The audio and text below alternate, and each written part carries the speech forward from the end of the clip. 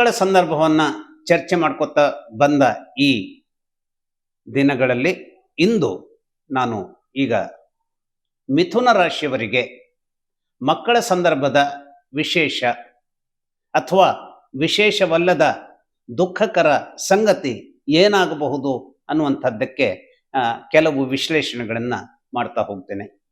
ಮಿಥುನ ರಾಶಿಯವರು ಯಾವಾಗಲೂ ಮಕ್ಕಳ ಸಂದರ್ಭದಲ್ಲಿ ಇವರ ರಾಶಿಗೆ ಶುಕ್ರ ಎಷ್ಟು ಗಟ್ಟಿಯಾಗಿದ್ದಾನೆ ಅನ್ನುವಂಥದ್ದನ್ನು ಕಂಡುಕೊಂಡಾಗ ಶುಕ್ರನ ಗಟ್ಟಿತನ ಚೆನ್ನಾಗಿ ಇದ್ದಲ್ಲಿ ಮಕ್ಕಳ ಸಂದರ್ಭ ಜೀವನದ ಸಂದರ್ಭದಲ್ಲಿ ಅನೇಕ ರೀತಿಯ ಸಕಾರಾತ್ಮಕವಾದ ಹಾದಿಯನ್ನು ಹಿಡಿದಕ್ಕೆ ಹೊರಡತ್ತೆ ಅನ್ನುವಂಥದ್ದು ನಿರ್ವಿವಾದವಾಗುತ್ತೆ.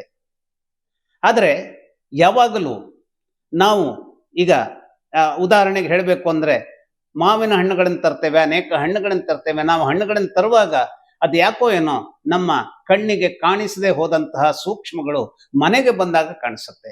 ಮನೆಗೆ ಬಂದಾಗ ಆ ಹಣ್ಣಿನಲ್ಲಿ ಏನೋ ಒಂದು ಕೊಳೆ ಇದೆ, ಕಪ್ಪು ಭಾಗ ಇದೆ, ಇನ್ನೇನೋ ಒಂದು ಕೊಳತು ಹೋಗಿದೆ ಅನ್ನುವಂಥದ್ದನ್ನು ನಾವು ಆಮೇಲೆ ಅದನ್ನು ಕಂಡುಕೊಳ್ಳುವಂತಹ ಸ್ಥಿತಿ ಬರುತ್ತೆ. ಆಗ ಅದನ್ನು ಹಿಂತಿರುಗಿಸ್ಲಿಕ್ಕೂ ಸಾಧ್ಯವಾಗದೆ ಹೋದಂತಹ, ಸ್ವೀಕರಿಸಲಿಕ್ಕೂ ಸಾಧ್ಯವಾಗದೆ ಹೋದಂತಹ ಕೆಟ್ಟ ಸ್ಥಿತಿ ಅದು ಏನಾಗುತ್ತೆ, ನಿರ್ಮಾಣವಾಗುತ್ತೆ.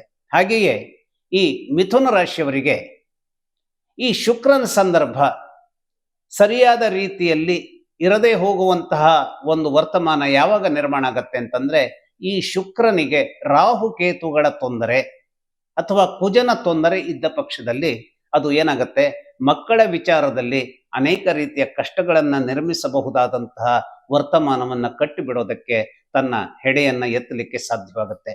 ಯಾಕೆಂದ್ರೆ ಶುಕ್ರನ ಜೊತೆ ಯಾವಾಗಲೂ ಈ ಮಂಗಳನ ಸಂಯೋಜನೆ ಅಷ್ಟೊಂದು ಹಿತಕಾರಿಯಾದಂತಹ ಸಂಯೋಜನೆ ಆಗಿರೋದಿಲ್ಲ.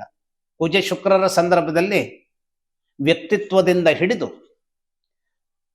ಮದುವೆಯ ಸಂದರ್ಭದ ವಿಚಾರವನ್ನೂ ಸೇರಿಸಿ ಮಕ್ಕಳ ಸಂದರ್ಭಕ್ಕಾಗಿನ ಒಂದು ಅಂಶವನ್ನೂ ಗಮನಿಸಿದಾಗ ಈ ಎಲ್ಲ ವಿಚಾರಗಳಲ್ಲಿಯೂ ಕೂಡ ಮಿಥುನ ರಾಶಿಯವರಿಗೆ ಶುಕ್ರ ಮತ್ತು ಮಂಗಳರ ಸಂಯೋಜನೆ ಕೆಟ್ಟದ್ದನ್ನೇ ತರುವಂತಹದ್ದರ ಬಗ್ಗೆ ತನ್ನ ತಳಹದಿಯನ್ನು ನಿರ್ಮಾಣ ಮಾಡುತ್ತೆ. ಹಾಗಾದರೆ ಇವರಿಗೆ ಒಳಿತುಗಳನ್ನು ನಿರ್ಮಾಣ ಮಾಡುವಂತಹ ವಿಚಾರ ಯಾವ ಗ್ರಹದಿಂದಾಗಿ ಸಾಧ್ಯವಾಗುತ್ತೆ ಅಂತಾದ್ರೆ, ಪ್ರಖರವಾದಂತಹ ತೇಜೋಮಯನಾದಂತಹ ಗುರು ಇವರ ಜಾತಕದಲ್ಲಿ ಒಂದೊಮ್ಮೆ ಬಹಳ ಅದ್ಭುತವಾದಂತಹ ತನ್ನ ರೀತಿ ನೀತಿಗಳನ್ನು ಹರಡುಗಟ್ಟಿಸ್ಕೊಂಡಿದ್ದಾನೆ ಅಂತಾದ್ರೆ ಖಂಡಿತವಾಗಿ ಮಿಥುನ ರಾಶಿಯವರಿಗೆ ಶುಕ್ರನ ಮೂಲಕವಾಗಿ ಒಳಿತಾಗೋದಕ್ಕೆ ಸಾಧ್ಯತೆಗಳಿರುತ್ತೆ. ಶುಕ್ರ ಮೀನರಾಶಿಯಲ್ಲಿ ಇದ್ದಾಗಲೋ ಅಥವಾ ವೃಷಭದಲ್ಲಿ ಇದ್ದಾಗಲೋ ಅಥವಾ ತುಲಾದಲ್ಲಿ ಇದ್ದಾಗಲೋ ಮಕ್ಕಳ ಮೂಲಕವಾಗಿ ಒಳಿತುಗಳು ಒದಗಿ ಬರುವಂತಹ ಸನ್ನಿವೇಶಗಳು ನಿರ್ಮಾಣವಾಗುತ್ತೆ. ಇದಲ್ಲದೆ ಆಡೆಡ್ ಅಡ್ವಾಂಟೇಜ್ ಅಂತಂದ್ರೆ, ಈ ಮಿಥುನ ರಾಶಿಯವರಿಗೆ ಬುಧ ಯಜಮಾನನಾಗಿರೋದ್ರಿಂದ ಭಾಗ್ಯದ ಮನೆ ಯಜಮಾನನಾಗಿ ಶನೈಶ್ಚರ ಇರ್ತಾನೆ. ಹಾಗೆ ಈ ಶನೈಶ್ಚರ ಮರಣದ ಮನೆಯ ಯಜಮಾನನಾಗಿಯೂ ಇರ್ತಾನೆ. ಅರ್ಥ ಮಾಡ್ಕೊಡಿ, ಮರಣಕ್ಕೂ ಭಾಗ್ಯಕ್ಕೂ ಎಷ್ಟೊಂದು ರೀತಿಯ ಅಜಗಜಾಂತರ ಅಂತ. ಆದರೆ ಶನೈಶ್ಚರನನ್ನ ಭಾಗಶಃ ಯೋಗಕಾರಕನೇ ಈ ಮಿಥುನ ರಾಶಿಯವರಿಗೆ ಎನ್ನುವುದಾಗಿ ಭಾರತೀಯ ಜ್ಯೋತಿಷ್ಯ ವಿಜ್ಞಾನ ಹೇಳುತ್ತೆ. ಹಾಗಾಗಿ ಅತ್ಯುತ್ತಮನಾದಂತಹ ಶನೈಶ್ಚರ ಮಿಥುನ ರಾಶಿಯವರ ಜಾತಕದಲ್ಲಿ ತನ್ನ ಒಂದು ಅಸ್ತಿತ್ವವನ್ನು ಹರಡುಗಟ್ಟಿಸ್ಕೊಂಡಿದ್ದಾನೆ ಅಂತಾದ್ರೆ ಅದು ಮಕ್ಕಳಿಗೆ ಒಳ್ಳೆಯದಾಗುವಂತಹ ಪರಿಣಾಮವನ್ನು ಕೊಡುತ್ತೆ. ಇಲ್ಲೂ ಅಷ್ಟೇ, ಅಕಸ್ಮಾತ್ ಇದೇ ಶನೈಶ್ಚರನ ಮೇಲೆ ಮಂಗಳನ ಯಾವುದೇ ರೀತಿಯ ಘಾತ ಆಗಲ್ಪಟ್ಟಿದೆ ಅಂತಾದ್ರೆ, ಮಂಗಳನ ಘಾತದಿಂದ ಒದ್ದಾಡುತ್ತಿರುವಂತಹ ಶನೈಶ್ಚರನ ಕಾರಣಕ್ಕಾಗಿ ಮಿಥುನ ರಾಶಿಯವರ ಮಕ್ಕಳ ಮೇಲೂ ಅದು ಪರಿಣಾಮವನ್ನು ಕೊಡುವಂತಹದ್ದಕ್ಕೆ ಸಾಧ್ಯತೆ ಅಧಿಕವಾಗಿರುತ್ತೆ. ಅದರ ಒಂದನ್ನು ಅರ್ಥ ಮಾಡ್ಕೊಳ್ಬೇಕು, ಯಾವುದೇ ನಿಯಮಗಳನ್ನು ಹೇಳುತ್ತಿರುವಾಗಲೂ ಕೂಡ ಆ ಎಲ್ಲ ನಿಯಮಗಳನ್ನು ಏಕಾಏಕಿ ಚೇಂಜ್ ಮಾಡಬಹುದಾದಂತಹ ಇನ್ನೊಂದು ರೀತಿಯ ಕಾಂಬಿನೇಷನ್ ಕೂಡ ಜಾತಕದಲ್ಲಿರುತ್ತೆ. ಅದು ಯಾವ ವಿಶೇಷವಾದಂತಹ ಕಾಂಬಿನೇಷನ್ ಇರಬಹುದು ಅನ್ನುವಂಥದ್ದು ಆ ವ್ಯಕ್ತಿಯ ಜಾತಕವನ್ನು ನೋಡಿದಾಗ ಮಾತ್ರ ನಿರ್ಧಾರಕ್ಕೆ ಬರುವಂತಹದ್ದಕ್ಕೆ ಸಾಧ್ಯತೆ ಇರುತ್ತೆ.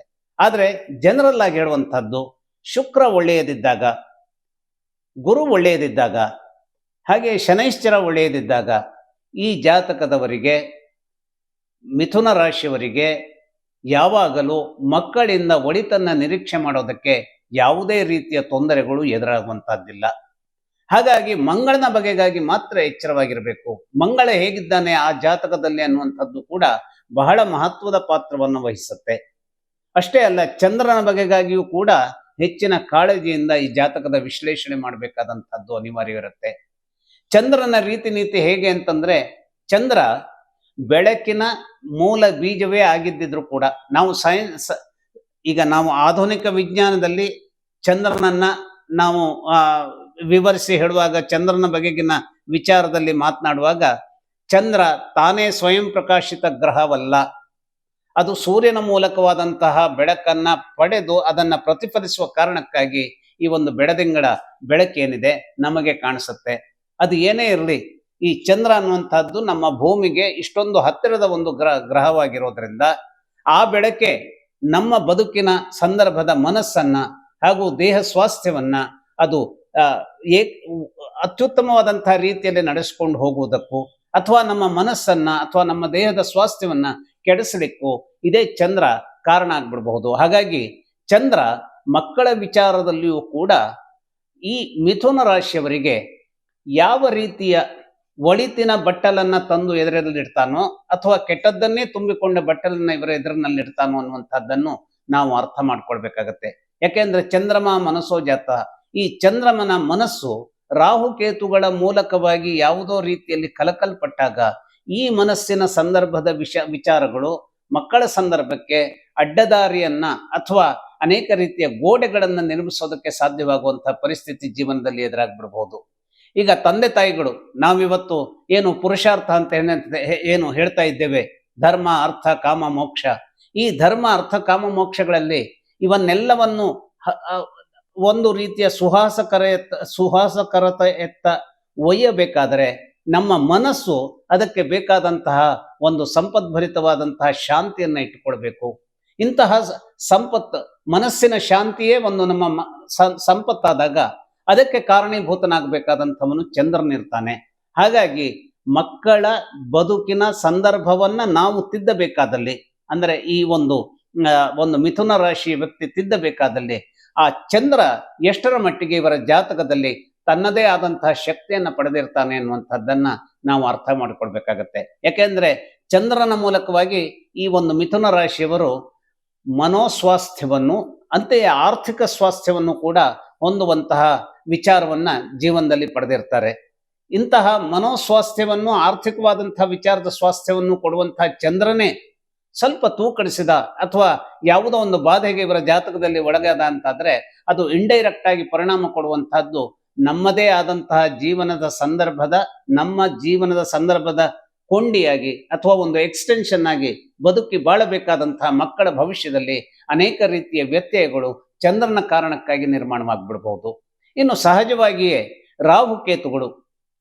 ರಾಹುಕೇತುಗಳು ಯಾಕೆಂತಂದ್ರೆ, ರಾಹುಕೇತುಗಳು ಬಹಳ ವಿಶಿಷ್ಟವಾಗಿ ನಾವಿವತ್ತು ಗ್ರಹಣಗಳ ಸಂದರ್ಭದಲ್ಲಿ ರಾಹುಕೇತುಗಳು ಚಂದ್ರನನ್ನ ಅಥವಾ ಚಂದ್ರಗ್ರಹಣ ಸಂದರ್ಭದಲ್ಲಿ ಚಂದ್ರನನ್ನ, ಸೂರ್ಯಗ್ರಹಣ ಸಂದರ್ಭದಲ್ಲಿ ಸೂರ್ಯನನ್ನ ನುಂಗುತ್ತವೆ ಅನ್ನುವಂತಹ ಕಥೆಗಳನ್ನ ಹೇಳ್ತಾ ಇರ್ತೇವೆ.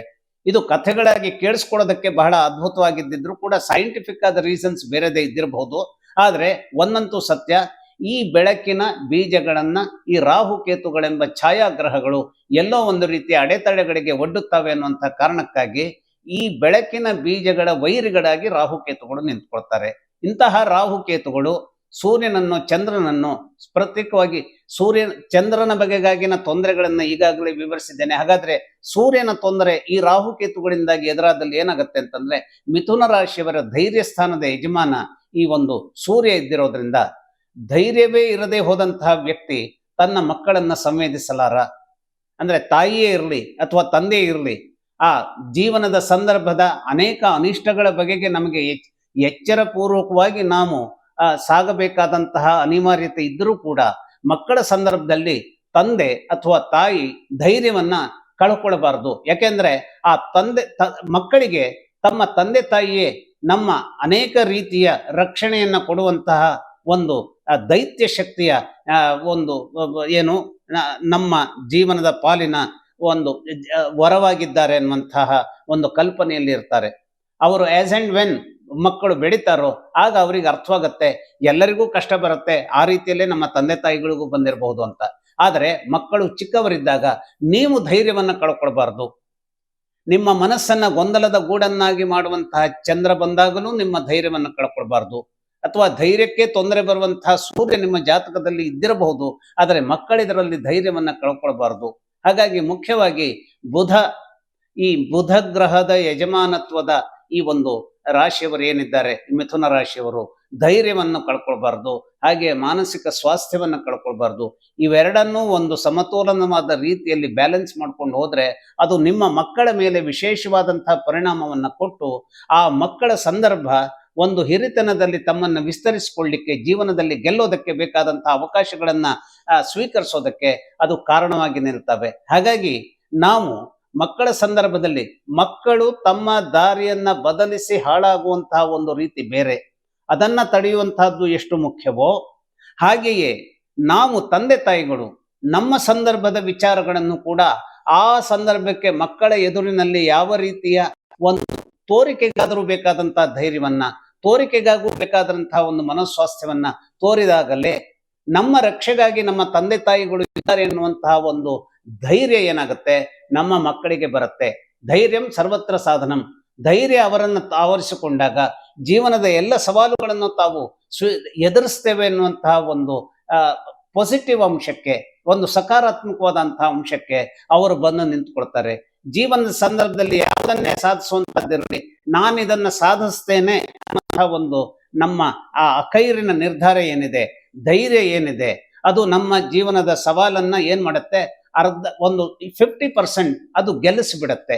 ಇಂತಹ ಗೆಲುವು ಮನಸ್ಸಿನ ಮೂಲಕವಾಗಿ, ನಮ್ಮ ಧೈರ್ಯದ ಮೂಲಕವಾಗಿ ಬರುತ್ತೆ ಅಂತಾದ್ರೆ ಅದು ಈ ಮಿಥುನ ರಾಶಿಯವರು ತೋರ್ಪಡಿಸಿದಾಗ ತಮ್ಮ ಮಕ್ಕಳ ಭವಿಷ್ಯವನ್ನ ಕೆತ್ತೋದಕ್ಕೆ, ರೂಪಿಸೋದಕ್ಕೆ, ಸರ್ವಾಂಗ ಸುಂದರವಾಗಿ ಅದನ್ನ ನಿರೂಪಿಸೋದಕ್ಕೆ ಸಾಧ್ಯವಾಗುವಂತಹ ಸಂಜೀವನಿ ಆಗುತ್ತೆ. ಇಷ್ಟು ಹೇಳ್ತಾ ಈ ವಿಚಾರಕ್ಕೆ ಇಲ್ಲಿ ಮುಕ್ತಾಯ ಹೇಳ್ತಿದ್ದೇನೆ. ನಮಸ್ಕಾರ.